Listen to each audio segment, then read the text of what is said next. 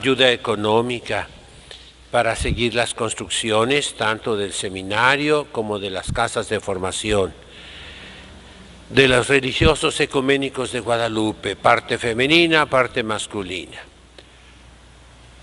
Pido ayuda de sus oraciones, de sus sacrificios, de su penitencia, por la salud de nuestro señor arzobispo Francisco Moreno Barrón, que está enfermo. Y las noticias, pues no hay noticias realmente. Lo único que se nos pide es hacer oración por él. Se dice que está en un estado estable, ¿verdad? Pero no sabemos más, al menos yo no he tenido más noticias. Hoy les quiero hablar, mis hermanos, de la perfección a que nos llama nuestro Señor y la corrupción que nosotros producimos en las cosas sagradas. Hay un dicho filosófico antiguo, corruptio optimi pessima, y ya muchísimas veces he hablado de eso. La corrupción de un vegetal, si hubiera flores en el altar, es cuaresma, no debe haber flores, sino excepcionalmente. Una flor se corrompe y hace un olor malo, pero no es una cosa del otro mundo. En cambio, un organismo más perfecto, como un ratón que muere y se quedó dentro de la casa, apesta toda la casa, horrible, ¿verdad?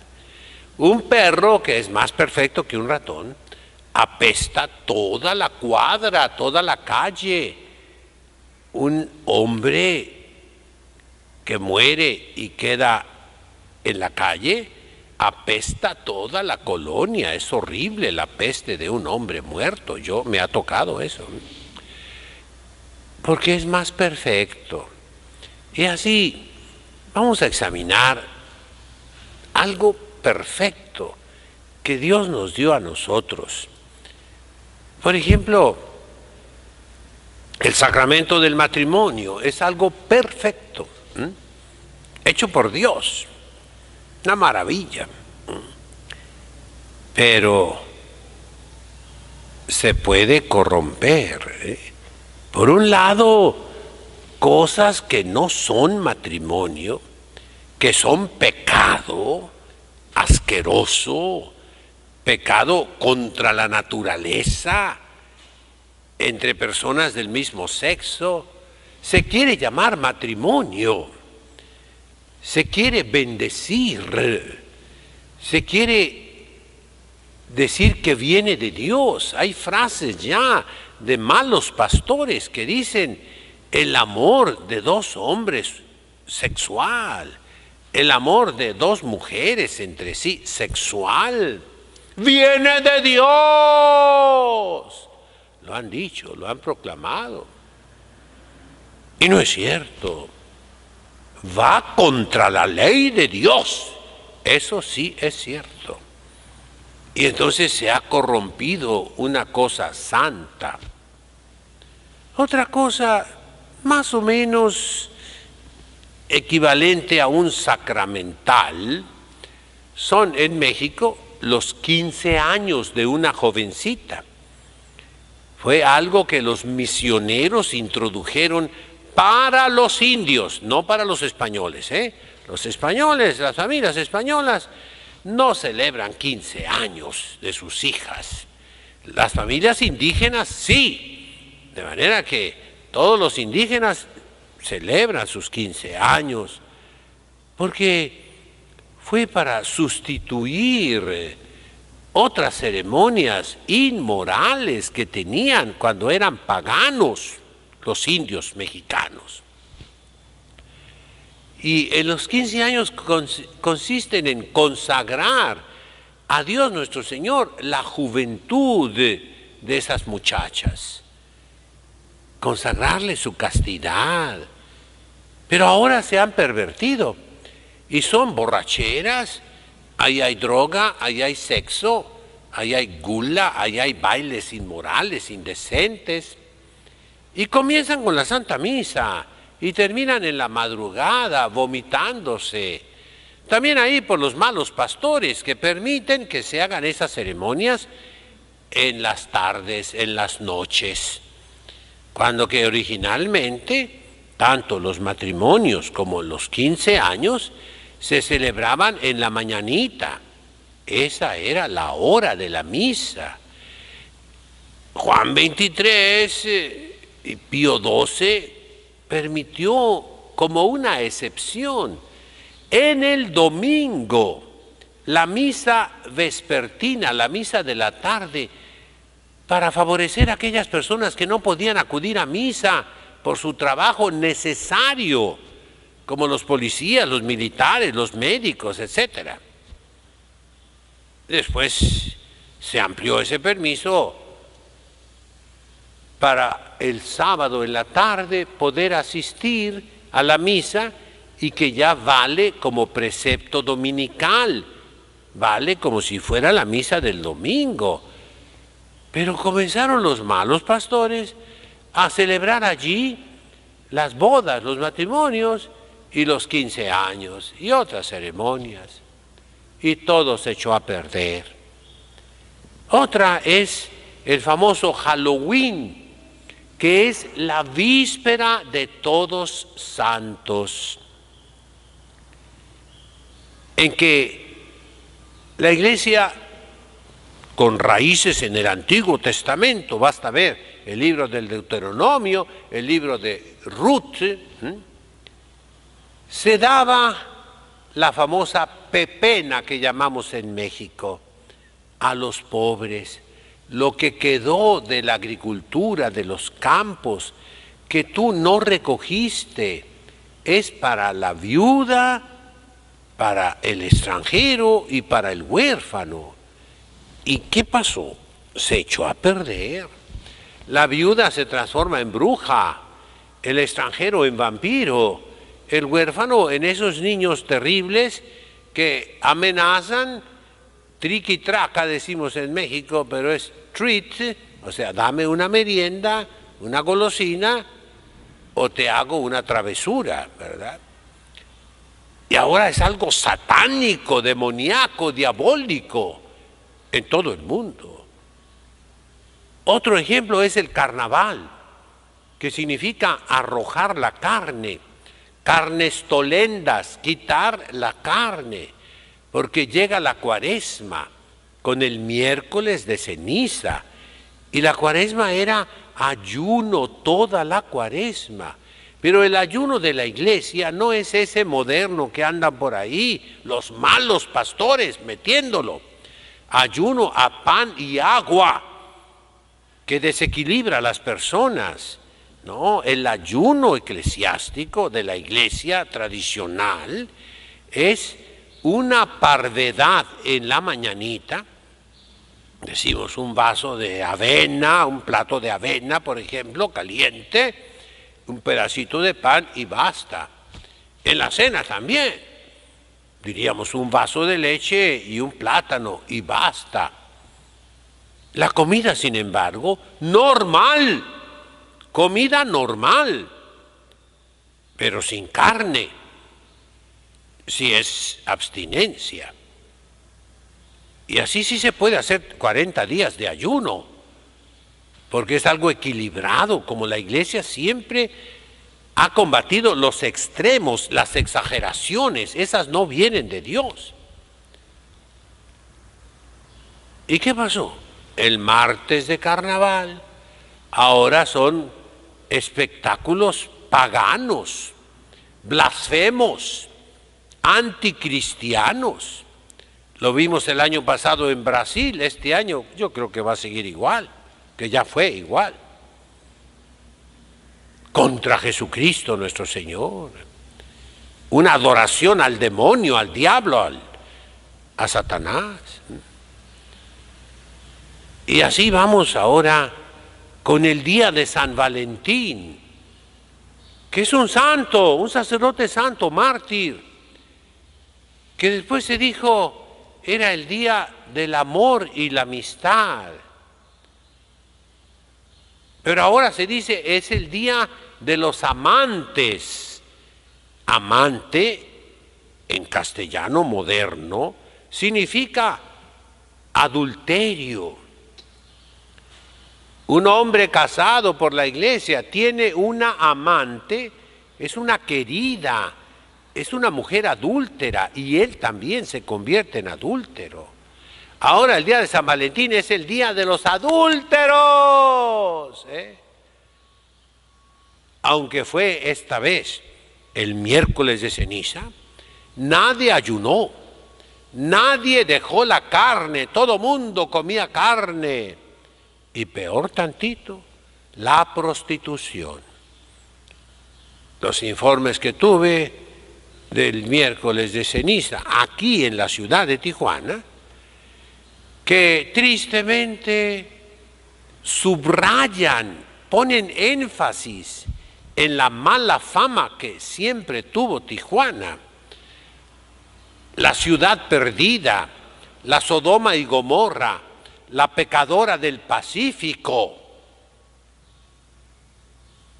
Filas de automóviles para entrar en los hoteles de prostitución por toda la ciudad de Tijuana.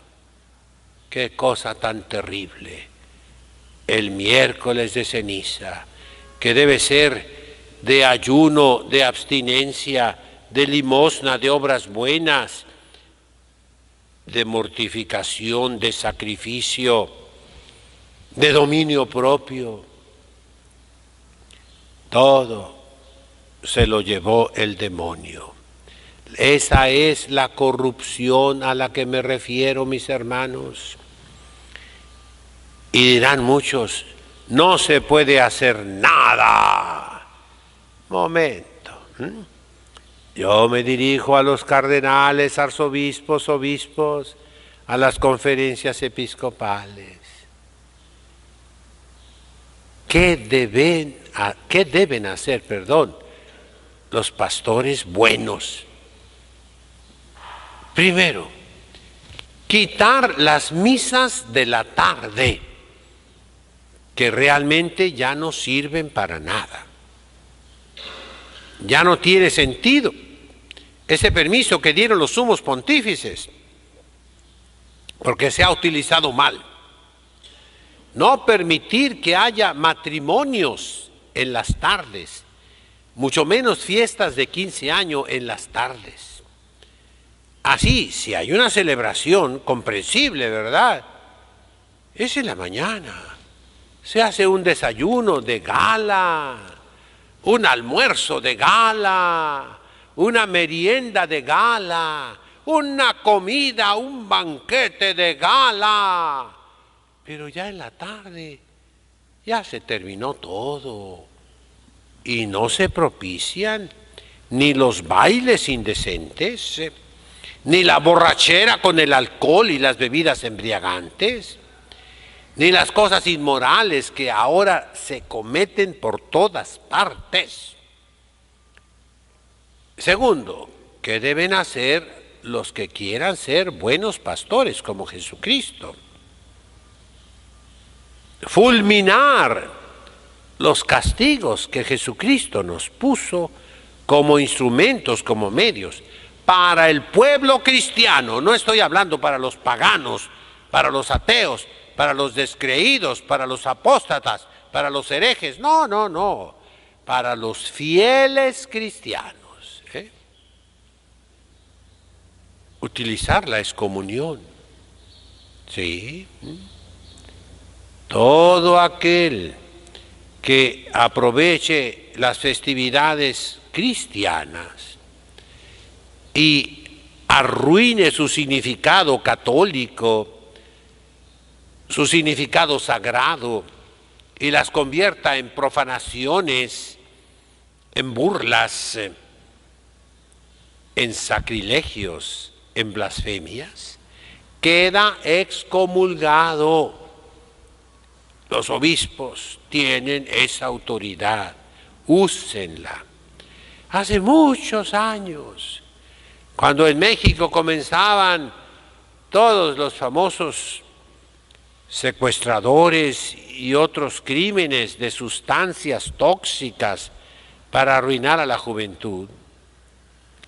En una reunión de obispos donde me pidieron que participara, yo sugerí a los señores obispos, arzobispos y cardenales que excomulgaran a esas personas. Y se armó un escándalo. Se enojaron conmigo. Me dijeron que era una exageración terrible, que era la crueldad, que ese no es el camino de la Iglesia Católica. De eso hace 40 años, Y ahora vean los frutos. Si a tiempo la Iglesia Católica, por sus buenos pastores, hubiera intervenido, no estaría el mundo como está en este momento, que ya es incontrolable. Así son las recetas que les doy a los pastores, pero dejemos a ellos en paz. Allá ellos le responderán a Dios el día de su muerte. Tú y yo, ¿qué podemos hacer en nuestra esfera donde nos movemos? Si yo soy un sacerdote, yo voy a quitar las misas en la tarde por el bien de las almas. Eso es tener cuidado, eso es ser cura, señor cura. Yo voy a predicar claramente todo esto que estoy diciendo. Yo voy a hacer que en mi parroquia, en mi iglesia, no se celebren los matrimonios en la tarde, ni los 15 años en la tarde. Yo puedo evitar esos males, claro que sí. Yo puedo preparar a la gente a hablar más del verdadero significado de esas fiestas y suprimir todo lo que ya esté echado a perder. Cuando hay una extremidad del cuerpo que se echa a perder, que se corrompe con gangrena, es el cáncer de los antiguos, así le llamaban, la gangrena, y ya no tiene lucha, mi mano me la tienen que amputar. No van a cortar ahí donde comienza el mal, no, se dice el dicho, se corta por lo sano. Aquí está sano completamente, aquí le cortan el brazo, porque si se lo corto aquí, se pasa el mal. Aquí también, cortar por lo sano, que no celebren ya los 15 años. Solamente las personas indígenas, para quienes fueron creados por los misioneros católicos, santos y mártires, esa ceremonia de 15 años. No, pero para mi hija, tu hija habla totonaca, chichimeca, mixteco, habla lengua náhuatl. No, mi hija habla español, entonces no es india. Y no se le debe hacer esa ceremonia. Tú eres indio zapoteca, eres indio yaqui, eres indio colimota, ¿hablas esa lengua? No, entonces no debes celebrar los 15 años, punto. Cortar por lo sano. Es que mi hija se va a morir, que se muera, porque no le vas a dar sus 15 años. Señal que no es cristiana, que no la educaste como debes. Así es, mis hermanos. Llegó el momento en que debemos decidirnos por Cristo o contra Cristo. Porque como dicen los profetas del Antiguo Testamento, Dios ve.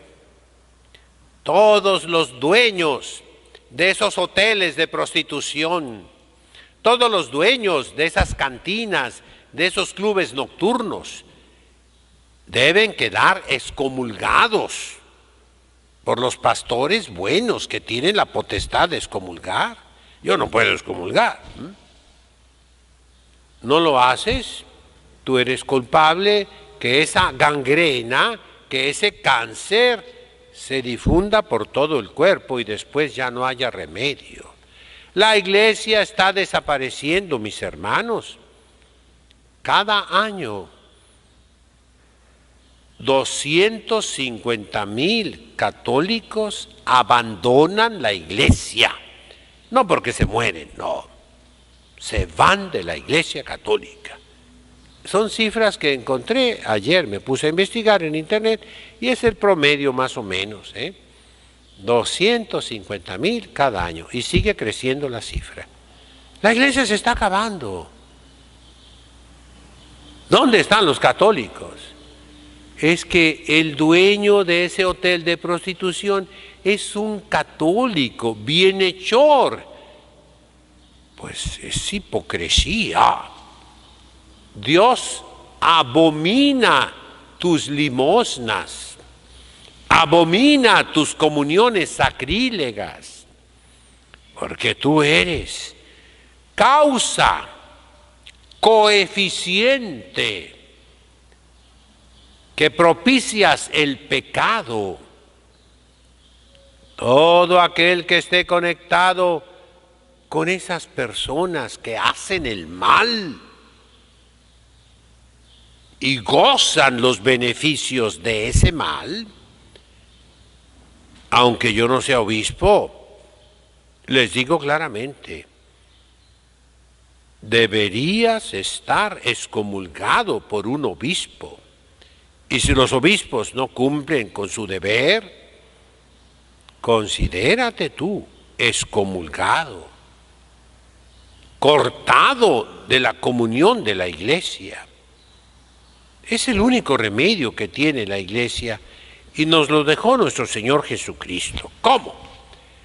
Dice en este capítulo 5 de San Mateo, en el discurso de la montaña, véanlo, que es largo, capítulo 5, 6, 7 de San Mateo, y San Lucas y los sinópticos.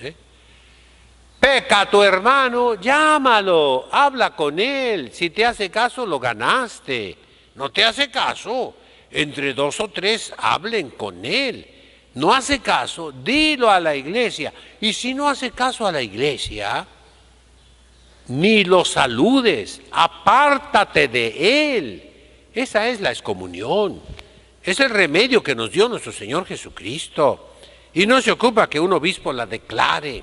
Tú, personalmente, declara la excomunión con esa persona. Entiéndame, mis hermanos, la iglesia es perfecta, ¿sí? La hizo Jesucristo, es su obra maestra. ¿A qué se dedica la iglesia? A quitar el pecado del mundo. ¿Y qué es lo que les he hablado ahorita? Un método para quitar el pecado del mundo. En nombre del Padre, del Hijo, del Espíritu Santo. Amén.